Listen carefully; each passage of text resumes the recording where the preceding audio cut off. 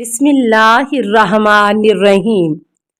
السلام علیکہ یا صاحب العصر والزمان۔ من اطعم مریضا شہوت طعامہ اللہ فی ثمار الجنت، جو شخص کسی مومن مریض کو اس کی پسندیدہ چیز کھلائے گا تو خداوند عالم اس کو جنت کے میوے کھلائے گا۔ امام جعفر صادق علیہ السلام کے ایک صحابی کہتے ہیں کہ ہمارے ایک دوست مریض ہو گئے تھے اور ہم ان کی عیادت کے لیے جا رہے تھے کہ راستے میں امام علیہ السلام سے ملاقات ہو گئی۔ امام علیہ السلام نے دریافت فرمایا، آپ حضرات کہاں تشریف لے جا رہے ہیں؟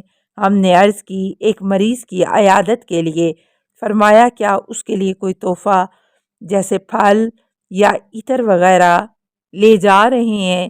ہم نے کہا نہیں۔ تو آپ علیہ السلام نے فرمایا، کیا آپ حضرات کو نہیں معلوم کہ مریض کو جو ہدیہ دیا جاتا ہے اس سے اس کو سکون حاصل ہوتا ہے۔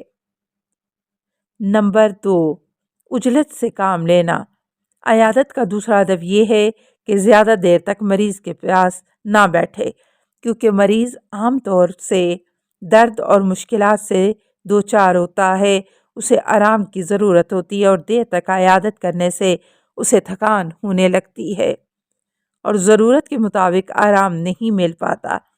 اس لیے پیغمبر اکرم صلی اللہ علیہ وآلہ وسلم نے فرمایا ہے کہ خیر العیادت اخافوہا، بہترین عیادت وہ ہے جو بالکل مختصر ہو۔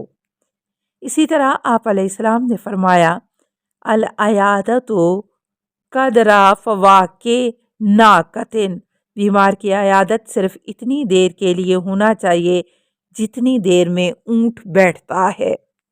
حضرت علی علیہ السلام نے فرمایا، ان من اعظم العباد اجرا عند اللہ لمن اذا عاد اخاہ خف الجلوس الا ان یکون المریض یحب ذلک ویریدہ۔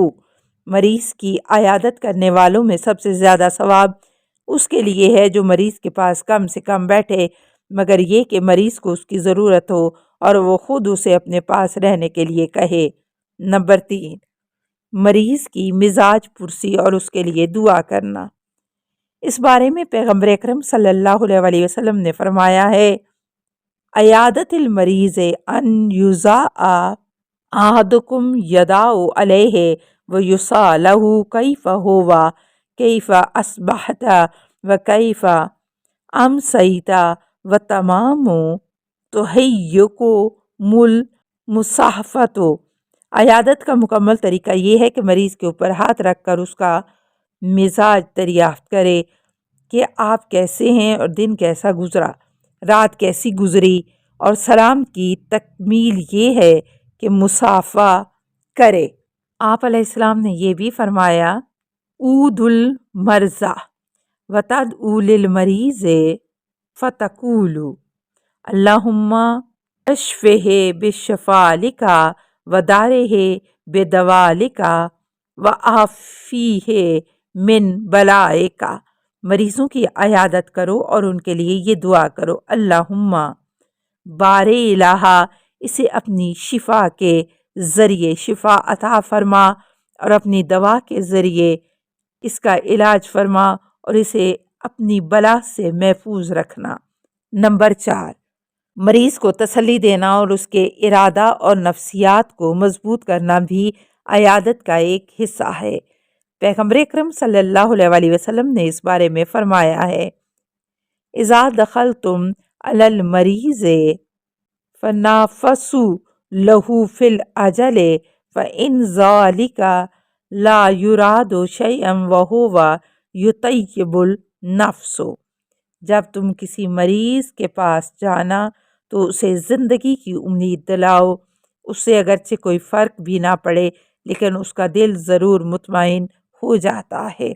نمبر 5، عیادت کرتے وقت مریض یا اس کے اہل خانہ سے اپنی مہمانداری اور پذیرائی کی امید نہ رکھے اور جہاں تک ممکن ہو انہیں اس سے منع کر دے، کیونکہ پیغمبر اکرم صلی اللہ علیہ وآلہ وسلم نے مومنین کو اس سے منع فرمایا ہے۔ نہی رسول اللہ صلی اللہ علیہ وآلہ وسلم ان یاکلو عائدو اندل علیل فیحبط اللہ اجرن عبادتہ. پیغمبر اکرم صلی اللہ علیہ وآلہ وسلم نے مریض کے پاس کچھ کھانے سے منع فرمایا ہے، اور اگر وہ اس کے پاس کچھ کھائے گا تو اس کی عیادت کا ثواب ختم ہو جائے گا. خلاصہ: اسلامی آداب کا ایک حصہ نیز مومنین کو خوش کرنے کا ایک طریقہ مریضوں کی عیادت بھی ہے. اسلام نے اس کو مومنین کا ایک حصہ قرار دیا ہے اور اس کی ترغیب کے لیے اس کا بے حد ثواب ذکر کیا ہے. بیماروں کی عیادت کرنے کے کچھ آداب ہیں، جیسے مریض کے پاس کم بیٹھنا، ہدیہ لے جانا، مزاج پرسی کرنا، ان کے لیے دعا کرنا اور ان کی ہمت افزائی کرنا، نیز ان سے مہمانداری اور پذیرائی کی توقع نہ رکھنا. سوالات: نمبر 1، مریض کی عیادت مومنین کو خوش کرنے کا مصداق کیوں ہے؟ نمبر 2، اگر عیادت ایک حق ہو تو اس کا کیا نتیجہ ہوگا؟ نمبر 3، خدا کی عیادت سے کیا مراد ہے؟ نمبر 4، عیادت کے آداب مختصر طور پر بیان کیجیے. نمبر 5، عیادت کے چند فوائد بیان کیجیے. 18واں سبق: غم اور خوشی کے مواقع پر شرکت. مومنین کے لیے ضروری ہے کہ وہ پریشانیوں اور مشکلات میں پریشان حال لوگوں کے کام آئیں، اور اس کے علاوہ اپنے برادران ایمانی کی خوشی اور غم میں بھی ضرور شریک رہیں، کیونکہ رشتہ داری اور دوستی ایسے ہی مواقع پر پرکھی جاتی ہے. نیز دوسرے کی خوشی یا غم میں شرکت کرنا مومن کو خوش کرنے کا ایک اہم مصداق ہے، جس کا تذکرہ ہم پہلے ہی کر چکے ہیں. کیونکہ ہر شخص کی زندگی میں خوشی یا غم کے ایسے بے شمار لمحات آتے ہیں جب وہ یہ چاہتا ہے کہ دوسرے افراد بھی اس کی خوشیوں میں شریک ہوں یا اس کے غم میں شریک ہو کر اس کا غم ہلکا کریں، جس سے اس کے دل کو بھی سکون اور اطمینان حاصل ہوتا ہے. لہٰذا ایسے موقع پر کہ جب ہم یہ چاہتے ہیں کہ ہمارے رشتہ دار یا دوست اور احباب ہمارے شریک حال رہیں، ہمیں بھی ان کے غم اور خوشی میں اسی گرم جوشی سے شرکت کرنا چاہیے. جیسا کہ مثل مشہور ہے کہ تالی ایک ہاتھ سے نہیں بجتی، لہٰذا یہ ممکن نہیں ہے کہ ہم کسی کے کام نہ آئیں اور سب لوگ ہمارے کام آتے رہیں.